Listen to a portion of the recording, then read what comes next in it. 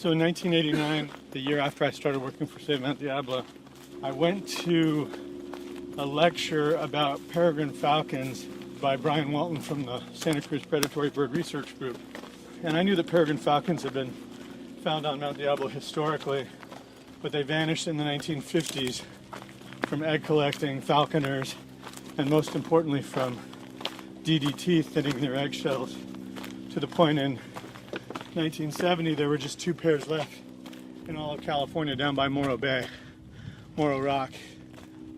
But I knew a wildlife biologist who had seen them as a boy in the 1950s. In fact, he rock climbed up into one of the historic nests at Castle Rock with his girlfriend. It was such an important place to him that even though he made her carry the backpack, which turned out to be filled with champagne glasses and champagne, that's where he chose to ask her to marry him, wildlife biologist Gary Beeman.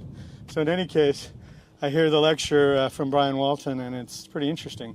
2 major ways of reintroducing the chicks. One, everybody's seen on TV. It's called hacking, where you put them in a tray and you feed them with a puppet that looks like the shape of an adult peregrine falcon head. But that wouldn't work here because there's so many other predatory birds. You leave some birds in a nest here without protection and they'll be hors d'oeuvres inside a few minutes. So you need somebody to protect them while not imprinting humans on them. And the way you do that, it turns out, is pretty easy. Peregrines and their cousins, prairies, until they're adults, look identical. The peregrines eat high on the food chain, songbirds that concentrate poisons from insects, and the prairies eat low on the food chain, rodents and insects and things like that.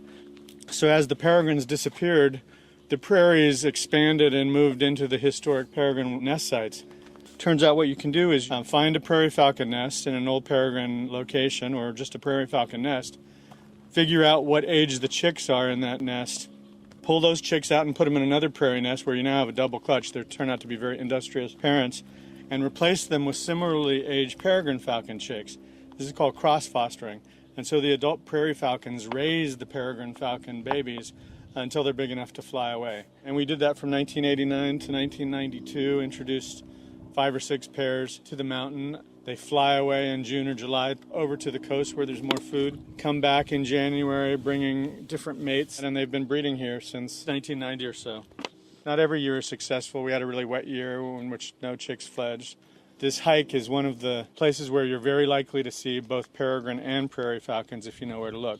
Prairies up here at Knob Cone and peregrines lower down around Devil Slide.